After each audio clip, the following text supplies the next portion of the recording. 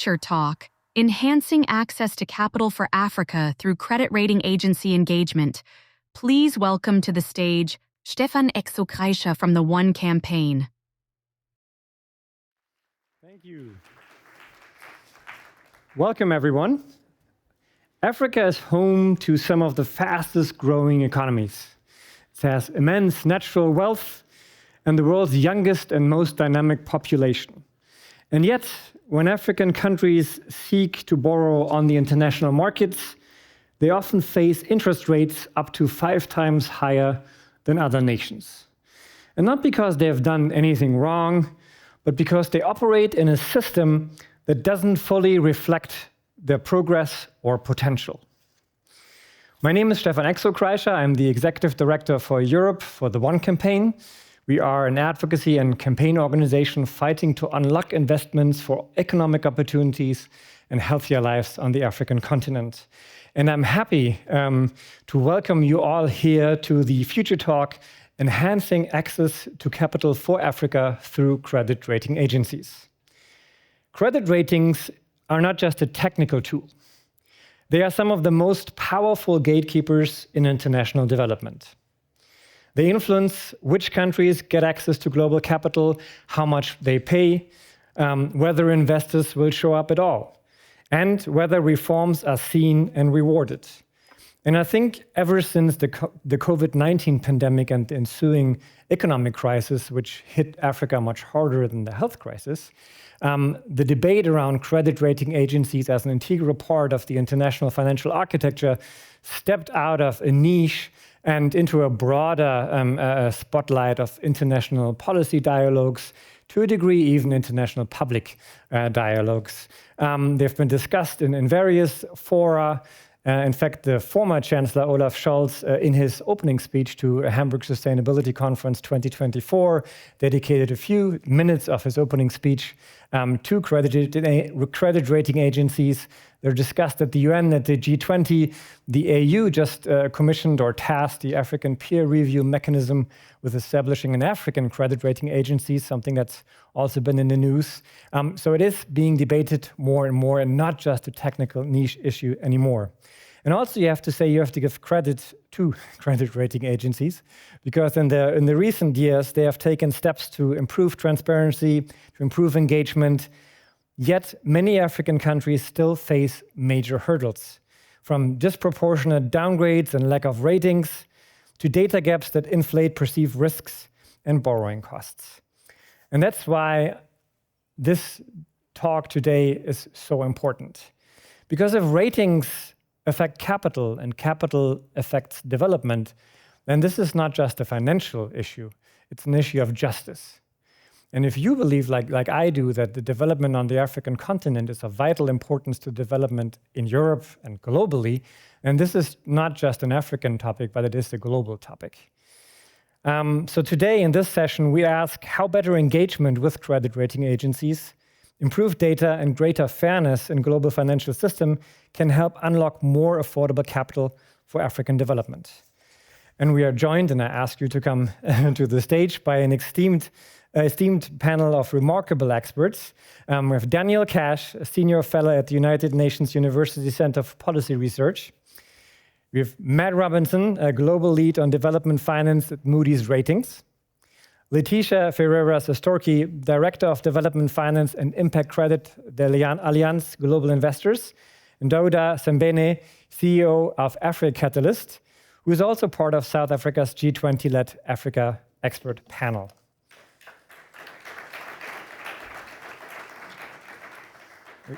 We don't have much time, so we all need to be very concise. And I believe, Leticia, you have to leave us a little bit early, if I'm informed correctly. Scheduling so even more time pressing.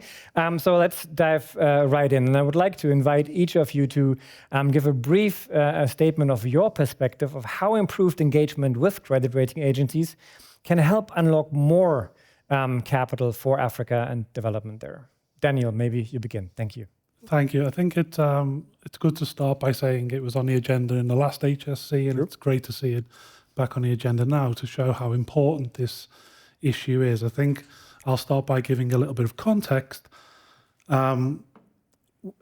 when a government is downgraded, it's not just an issue that's really felt on a spreadsheet, it's felt by human beings in their everyday lives. So that could be in classrooms delayed, in clinics underfunded, or even just reform momentum lost. So for African sovereign borrowers, as well as all borrowers, credit rating agencies and their ratings play quite a large role in determining their access to capital, investors' confidence, and also their fiscal capacity to serve their own people.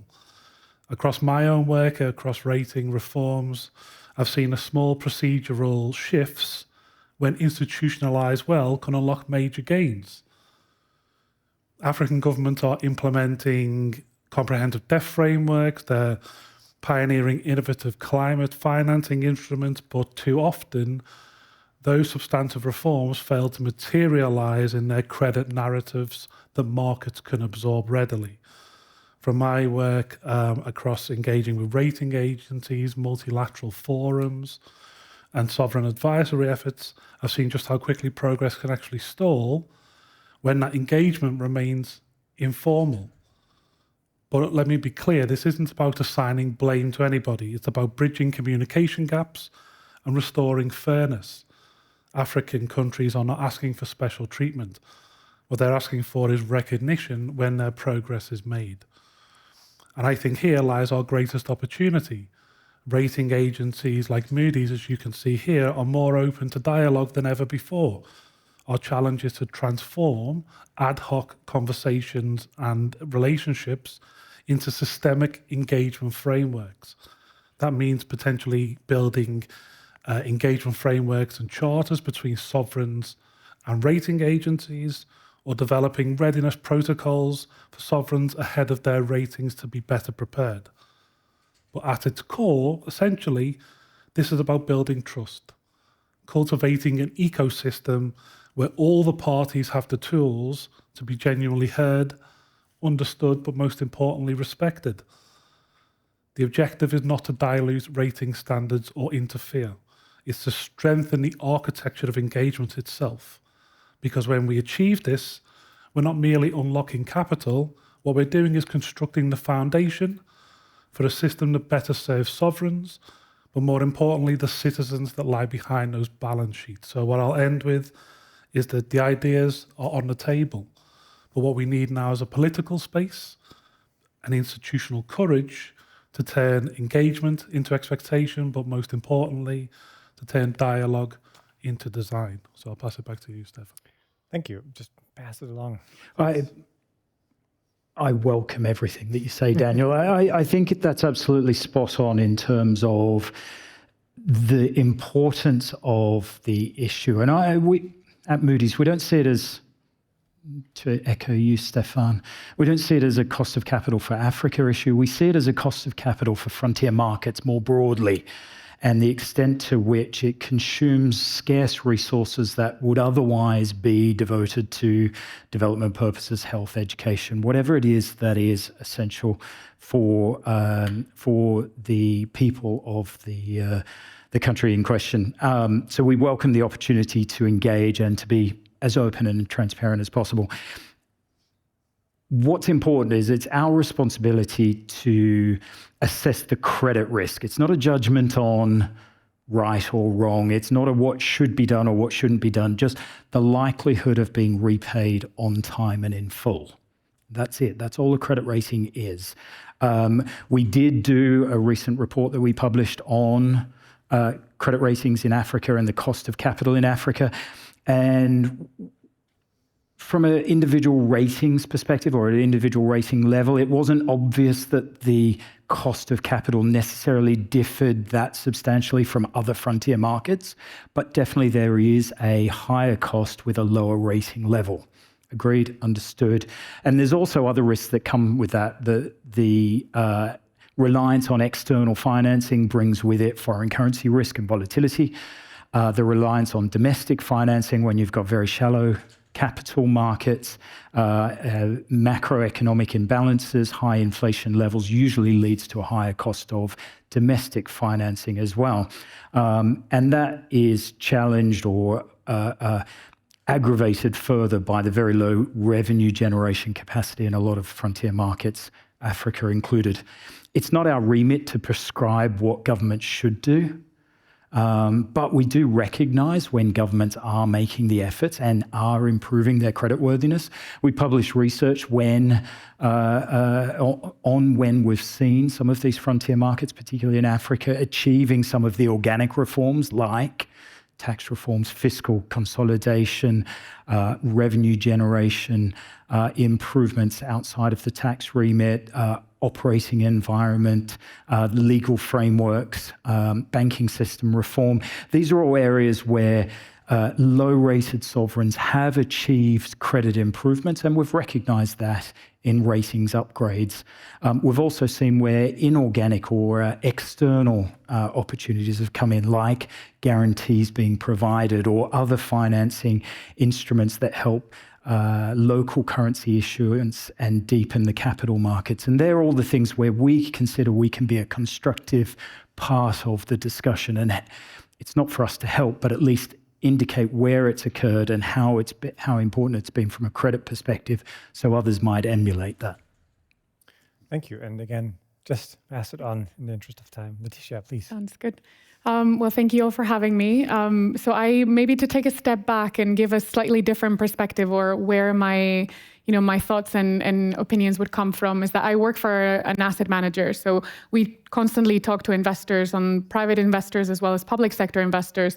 But I think here we'll focus a bit more on the institutional capital, as to what is it going to take for them to come into investment strategies that are focused on emerging markets. So what do they need? What are they concerned about? So my perspective is really coming from when we talk about private capital mobilization. In the past couple of days, I get the question all the time, why is Allianz not doing more? What can we do? What can we do? Private sector is essential. And I agree.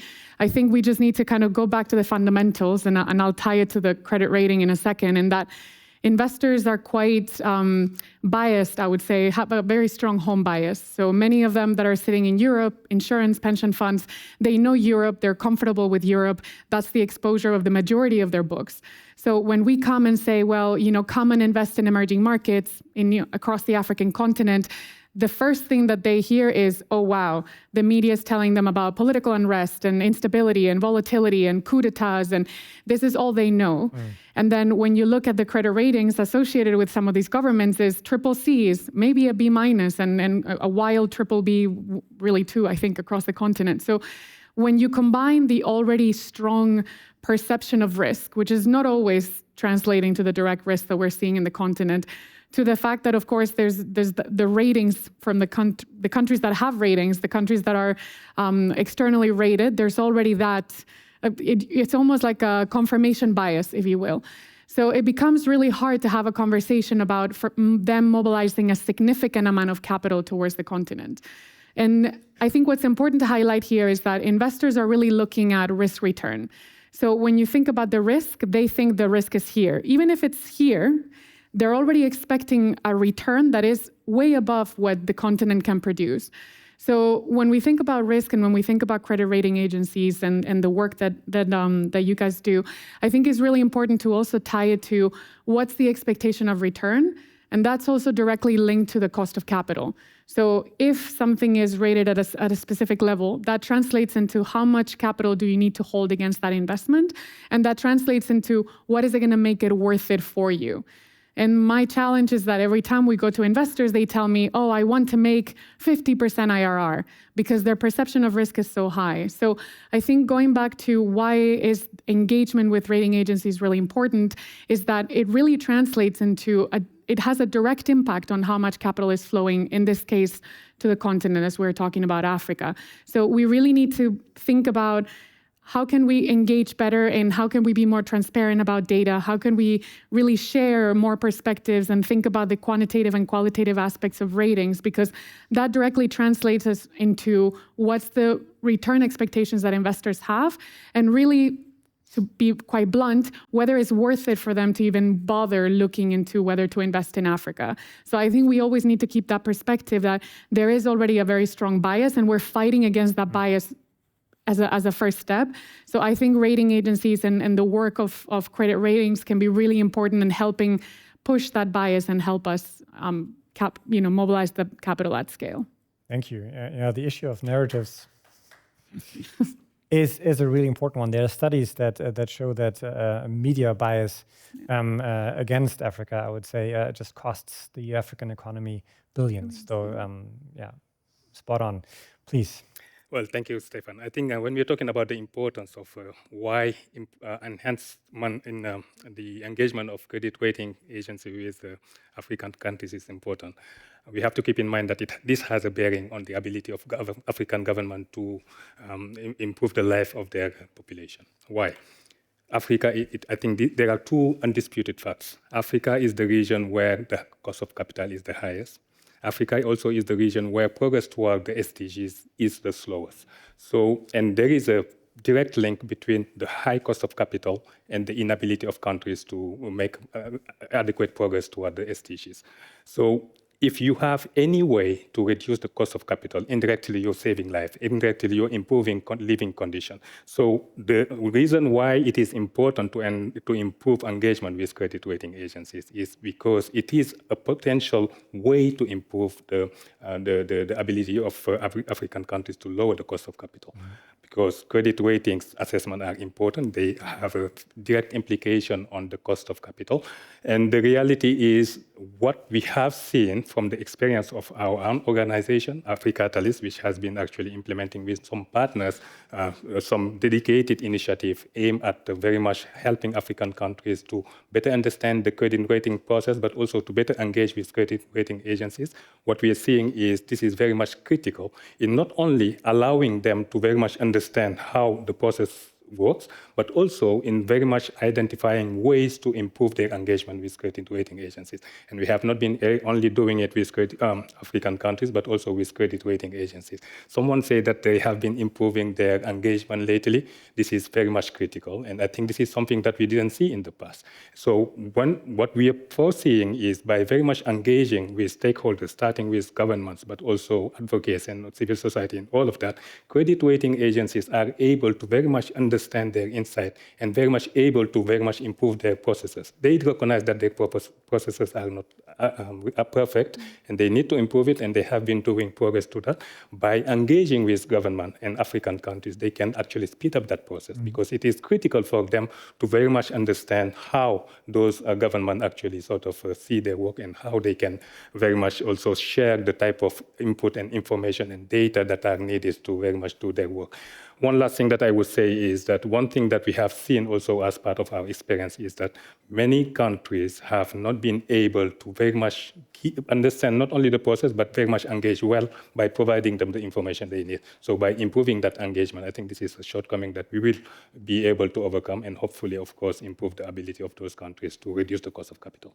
Thank you. And I think what also is important to note is that when cost of capital is decreased and thereby more investments unlocked in the social fabric and infrastructure, then again, of course, the country becomes more interesting for private sector investments, and the return on investment and investments is greater. So there is a cycle, of course, that we need to enter in and maybe get out of the more vicious cycle of narratives influencing investment decisions, maybe also narratives influencing ratings. That would be a question also maybe to you if you would like to delve on that. Is there, because there is the criticism that some of the ratings, maybe especially the subjective part of the rating process, but also to a degree maybe the one that is more based on data, is also not informed enough by local knowledge, by local context knowledge, which is also, of course, something that I think is important, that it's not one market, but many markets.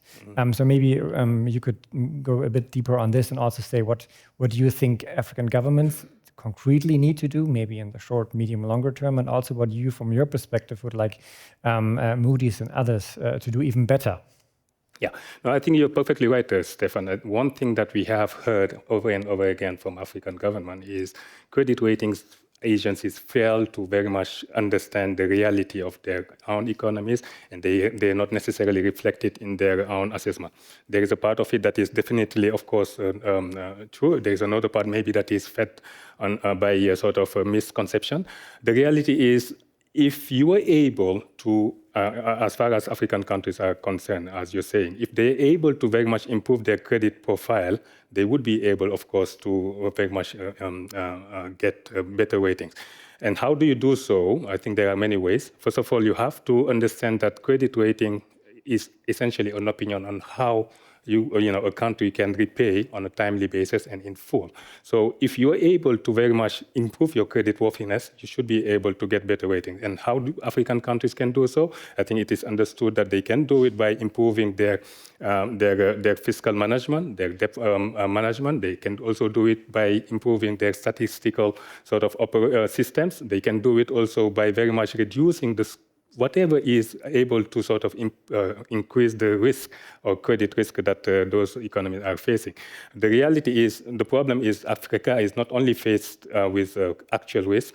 What is also very much being said, or that we hear from many African countries, is there is also perception of risk that is also being channeled through some credit rating assessment. Is it true or not? I think that's not the question. The question is how we can address that. And I think it comes back to what we were talking about earlier, about the need for improved engagement between all stakeholders. It's the government on one side, credit rating agencies on the others, but also other type of stakeholders that are also very much involved.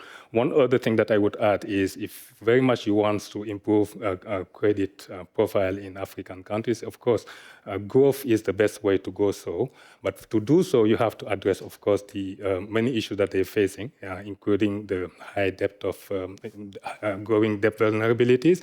But if you ask me, the reality is it's not only African countries to very much address those issues. It's also credit rating agencies to very much understand and see that there is a need to be more transparent in their methodologies, and you have to actually recognize that a lot of progress has been done by many big three sort of credit rating agencies in putting together out their methodologies. But I think one additional issue that needs to be addressed is how, as part of the process, you can also shed more transparency in the work of credit rating committees. You may actually have great methodologies, but if at the end of the day the decision is taken through a voting majority by a number of people without necessarily a lot of transparency, I think there is an issue there. And I think one last thing that I would say there also is, I think it is critical to know that it's not only African countries, or actually it's not only by addressing the credit rating issues that you can solve the cost of capital. It's just one part out of many other sort of moving factors that needs to be addressed. Thank you. Yeah, it's one part of a bigger puzzle, but an important part. That's why we're here speaking about it. So thank you. I would say, summarizing, capacity building on the one side, better data provision, and other things that you mentioned, but also on the other hand, again, tackling the negative narratives that do lead to perceptions that might be skewed. And again, more progress, and acknowledging the progress that has been made on transparency and on the ways of working within the credit rating agencies. Matt, do you want to come in on those points? Yeah, look, I think all the points that are made are fair. And part of the reason why we're here doing exactly this is to subject ourselves to the same level of scrutiny that we subject the governments, the corporations, the banks, when we are conducting our rating activities. We don't stand before you and say we're infallible. Indeed, we welcome the feedback from stakeholders, because this is how we improve our processes. This is where we understand where we think we're being transparent, but we're perhaps not conveying the information in a digestible format in a way that the stakeholders are able to consume that. We do make, I'd like to think, a very decent and honourable effort at being as transparent as possible, whether it's with issuers. One of the benefits post-COVID is the fact that so many more people are available for virtual meetings, so we can have a lot more discussion, a lot more fruitful discussion than just the usual once a year in country where you're on the ground having a more fulsome face-to-face meetings. But we also offer transparency presentations to our issuers. That is, after a rating action or on demand, we talk about the drivers of the rating action, what we see the individual elements of the credit profile and why we've taken the actions that we have. May not necessarily agree, that's not the point. The point is not to convince a government what that we were right. That's not the point. So that they can understand why we took the action that we did, whether it was in a positive or negative direction. As I said, why we've taken actions elsewhere in case studies that others can emulate. We also have committed to conducting regular reviews. Every 6 months, we publish either a rating action or an announcement of the periodic review following a rating committee so that the market is kept well informed as credit evolves over time. We publish immediately after that a credit opinion within 3 days that goes into a more granular detail about the individual elements of the credit profile in a way that issuers can challenge us. Do we understand it? Do we appreciate it appropriately? Have we missed something that they consider to be important? Investors certainly challenge us, whether or not we are picking up on the right elements that are underpinning our credit assessment. And we've also started engaging with other stakeholders, the broader stakeholders in the Africa space in particular, like the Africa Peer Review Mechanism, like the UN Economic Commission for Africa, those that are busy setting up the mooted African Credit Rating Agency, offering insights into our methodological processes, why we consider certain elements to be important from a forward-looking predictor of being repaid on time and in full, and why we have the methodologies that we have. Through that process, we're constantly getting feedback in the other direction, and we do periodically revise and review our methodologies. We publish a request for comment, inviting stakeholder feedback as to where credit has evolved and whether or not certain changes need to be made. The last time we did that for sovereigns was 2022. We're in the process. We published a discussion paper on multilateral development banks in August last year, looking at some of the key elements that are important in the Africa space.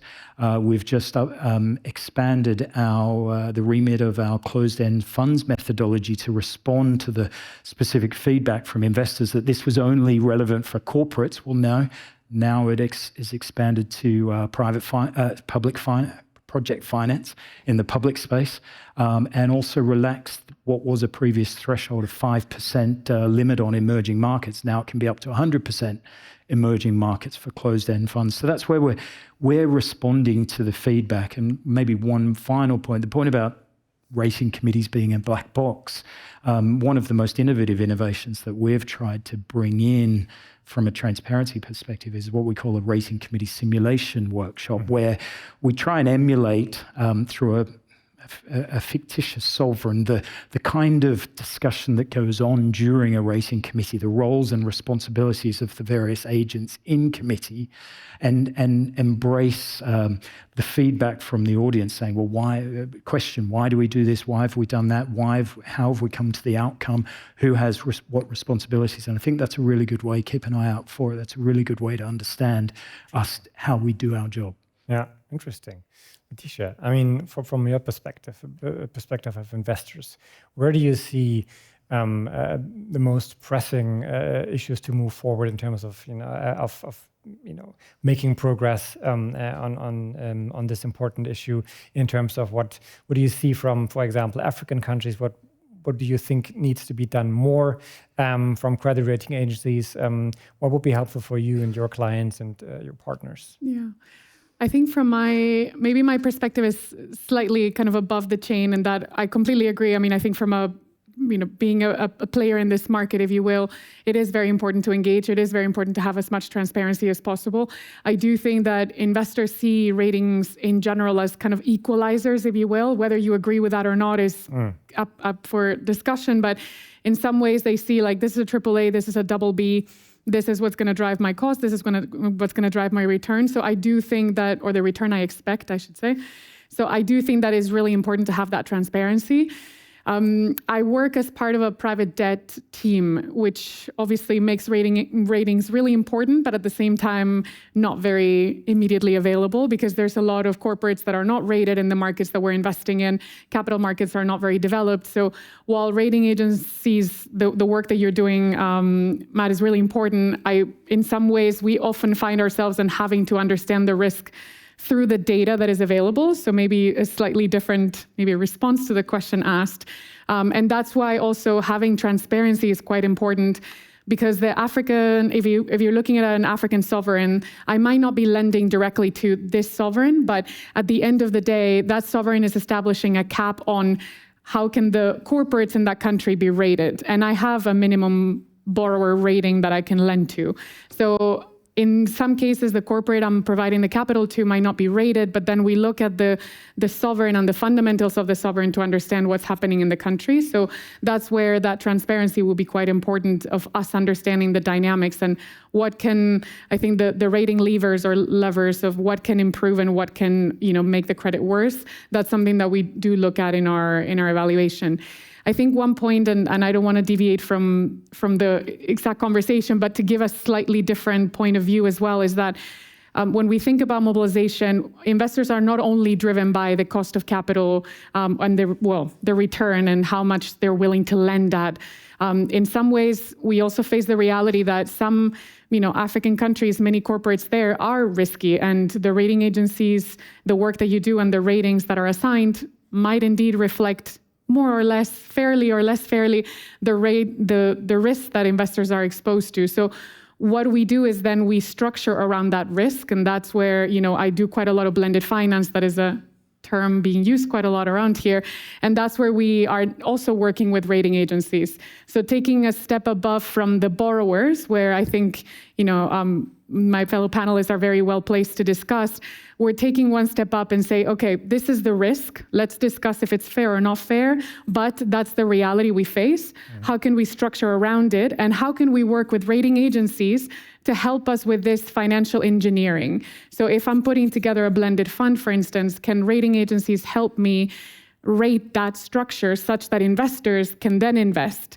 So if they're not going directly lending to an Africa sovereign and they're going through a blended fund, can we think about new methodologies and be creative around these kind of de-risking structures that then will allow capital to flow?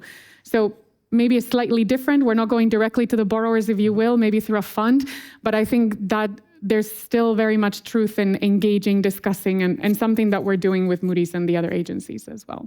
It's a very interesting construct to have like an alternative construct in order to circumvent some of the difficulties that we were talking about, sovereign credit ratings. So interesting. I'd say we talked about data transparency is one of the topics, I would say the buckets where progress has been made, but progress, I think there's still room for progress. We also talked about the fact that there needs to be a reflection of the diversity of the different markets that we have on the African continent, the narratives. We didn't talk about so much about the multilateral actors and enablers, and the IMF, the G20 expert panel. Maybe you could also say something about this and on the importance of supporting capacity building initiatives. But I would like to bring you in again, Daniel, and reflect a bit on what you heard. It sounded to a degree that everything is going into the right direction. We have made some progress, but I'm sure there are some issues where you would like to point your finger and maybe poke it a bit and say, Is that my job? There's not. Yeah, I'm trying to provoke you to take that job maybe, and tell us from your perspective. Here I'm beginning to be impatient. Here I think are gains that we can actually quickly realize and where we need to see action.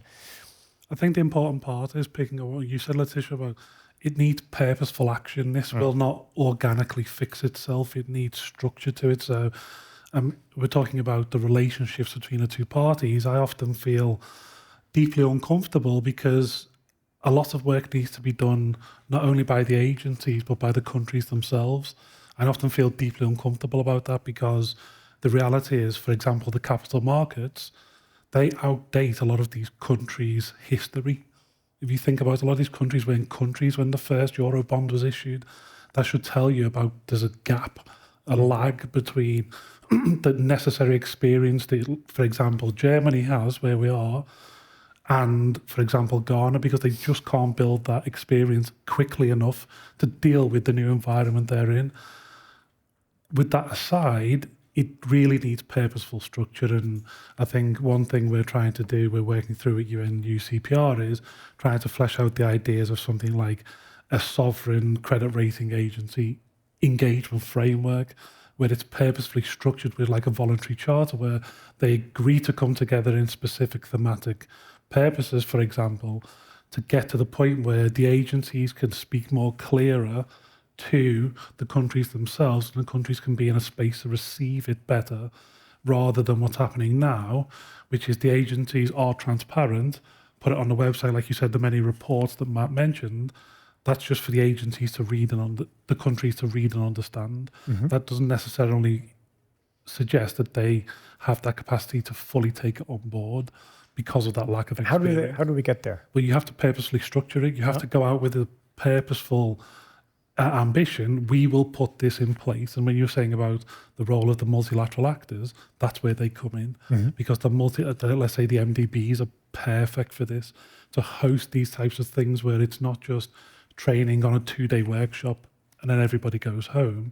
You have repetitive, consistent coaching to increase that lack of capacity that is on the ground. I mean, I've worked closely with Daouda on the UNDP AfriCatalyst initiative, and we saw that when we first started, just a core lack of capacity, which is nobody's fault, but it exists. And that's when you're saying that credit rating agencies are one component, they are, but it's a massive issue in terms of the relationship and building that capacity, because I honestly believe if you want more accountable outcomes, you need to make that dialogue more accountable. And when people show up, it can't just be we show up, we have a discussion, and then we go home. It has to be consistent, designed with an outcome in mind, and then that outcome is tested, back tested, and then built on it throughout. So the purposeful actions that are happening in blended finance are a really good example of what we can do in capacity building to get some better outcomes. And it's not done enough, I hear. Absolutely not. What do you think about this assessment as one of the most important things to move forward? Bringing in some more actors like the multilateral actors, the World Banks, the MDBs, is that something that you see?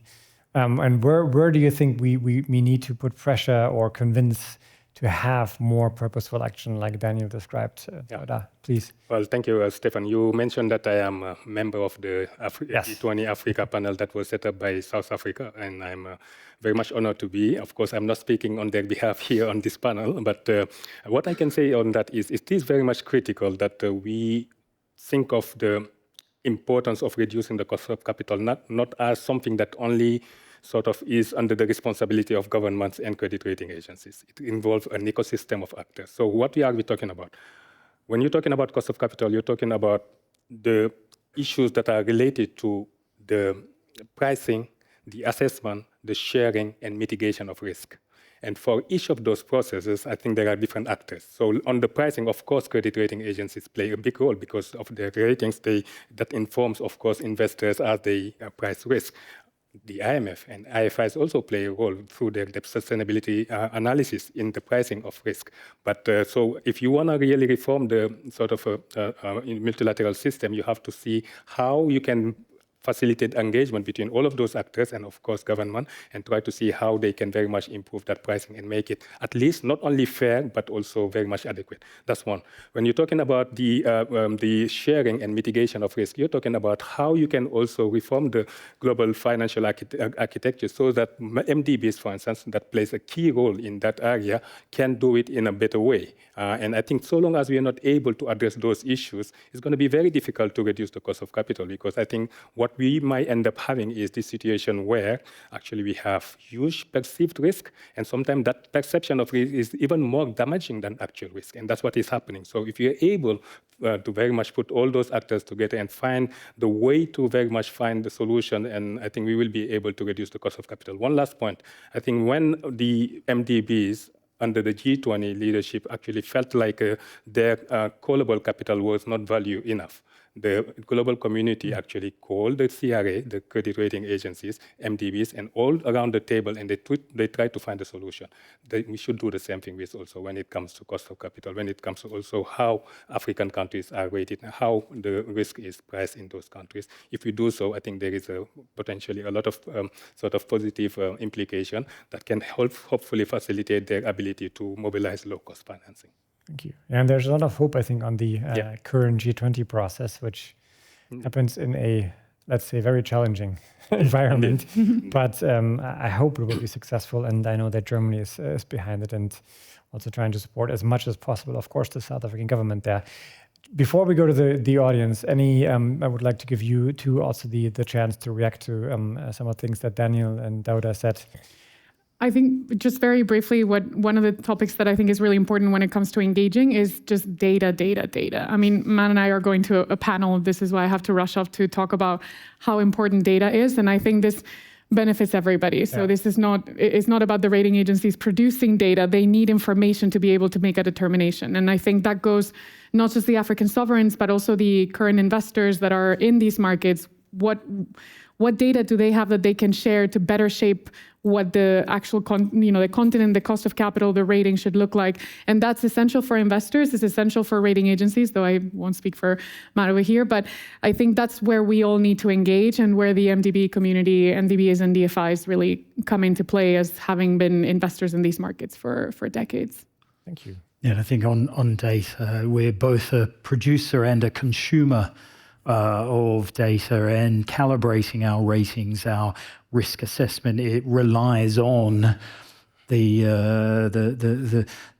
amount of data that's available. The amount of transactions that we can rate becomes its own data source. So obviously we're interested in a lot of the blended finance transactions, the guarantees that are being offered, or those elements that are able to adjust the risk profile in a way that it becomes tolerant to certain investors, that they can pick up and take the elements that they're comfortable with. And some other actors like the multilateral development banks or the philanthropic community are able to take the first loss or guarantee principles or some kind of insurance on other elements that investors don't feel that they are either equipped to ultimately deal with, or that they're not capable of tolerating at the returns that are being offered. Thank you. There's a timer ticking down, but I have a red-green weakness, so I'm not sure if it's red. And I would still like to invite, if anyone has a question, please refrain from long remarks. Make sure your voice goes up at the end. And if you have a specific panelist that you would direct the question to, do so. And introduce yourself. Yes, please. I think you have to wait for the microphone, sorry. Yeah. Okay, again, my name is Daniel Reichert. I'm a project finance lawyer. And so my question goes to the consumers and producers of data. And it relates to the question whether it wouldn't make sense to have a closer look at the comparison between corporate high yield and emerging market non-investment grade borrowers. And the reason why I came up with this question is I recently came across a paper by Gita Gobinath, who is actually doing this, and others, of course. And her finding is that the excess returns on emerging market high yield debt are 0.6% per annum above those for high yield corporate bonds. In other words, that suggests that there is like the home bias that Leticia referred to, but it isn't equalized out by the rating, which is what you would normally hope for in a debt man, because you mentioned the equalizing. So you may say 0.6% doesn't seem to be so much, but if you compare it, it essentially means 10 to 15% more of return as compared to the other category. Thank you. Do you want to maybe we collect a few questions? Bodo? Yeah. Bodo Elmers from Global Policy from Europe. The African Union took the initiative to set up an African credit rating agency, which I understand is about to operate this month, start operating this month. In how fast is going to be a game changer? Yes. So maybe one more question, and then we have to close. Sorry. Please. Thank you so much. Denise Seeley, I am the chargé at the Embassy of Jamaica. His story sounds very familiar with that of the Caribbean. And I've been listening keenly, and I'm surprised that the information that is used by credit rating agencies does not come from the international financial institutions like the World Bank or the IMF. And if this is not the case, where do you get your information to rate countries on the risks? Because it is really expensive for Caribbean islands to get capital from, external markets. So that is my question. It's a direct question, I think, for you, Matt. Maybe I can start with that one, if I may. We do use information from international financial institutions. The IMF and World Bank have a vast array of data sources that are available, and we do capture that. They underpin a lot of the key metrics that we have in our scorecards that we publish on our credit opinions. We also use a lot of other data sources as well, though, because we use the national data sources that governments themselves and the national statistics agencies are providing.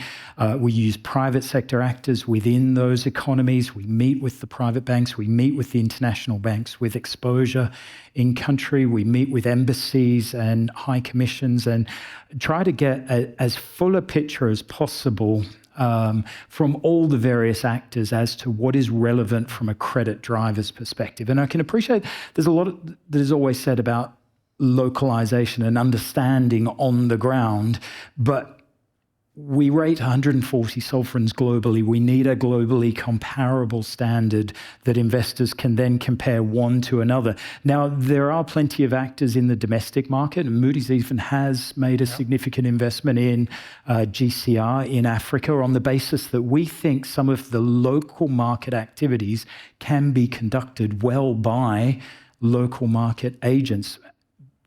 GCR is still a competitor to Moody's, and we treat them that way, but they are focused on the local currency domestic market. We're focused on the cross-border international market. So our globally comparable methodologies rather than the comparing corporates or banks within country. Thank you. Yeah, maybe just to respond to that question about how the creation of the African Credit Risk Agency would be a game changer. The stated objective of this agency, as stated by the African Union, is to provide an alternative to big credit rating agencies and help actually capture the reality better than them. That's what is said.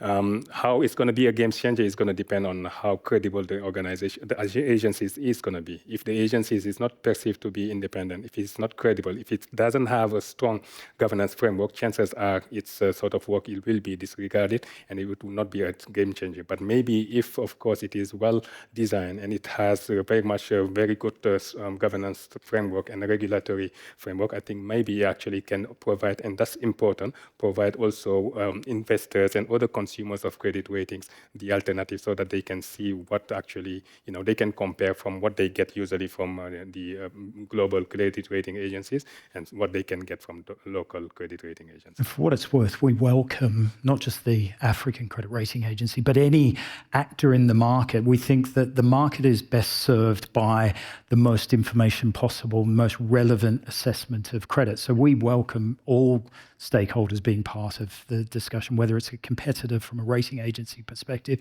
or whether it's challenging us on our views. Leticia. I was just going to say on the point of the data and the return differential, I would be super curious to see the paper. I'm not necessarily super surprised from that, but the findings, I think one of the issues that we generally find with some of the papers from rating agencies on emerging markets is that the data set is quite small. So sometimes comparing apples to apples between developed markets and emerging markets is challenging just because the data set is vastly different. And when we look at recovery rates, when we look at PDs, you get really excited. Oh wow, it's 60%, and then it's like that's three issuers, which then becomes a lot harder to then use in front of investors when they're used to thousands in Europe and North America. But yeah, please do share that. It would be great. Daniel. Nothing from me. I think in terms of the African Credit Rating Agency, it will depend on how it's perceived and its governance structure, but it does provide Africans a voice, and that's why it's been designed to put Africans on the global agenda and to determine their own future, and that's one of its great strengths. Thank you. So very difficult to summarize, even especially when there's a flashing time. I think what we heard is that transparency is important, data, engagement, capacity building, really important. We need action on this G20 process. There's a lot of hope and expectation, of course, on that. But not only there, what we've heard is that I would say there's still a long way to go. But what is important is that along that way, there's progress being made, and we have seen progress in the past. So it is something that makes me hopeful, and especially because it is of such importance. And I hope we can maybe potentially meet here again next year at HSC, and of course at different fora in between, and discuss again the progress that we have made on the long way towards a better system where we can all then say it's probably not perfect, but it's as good as it can get. Thank you very much. Thank you all for listening, and hope to see you soon.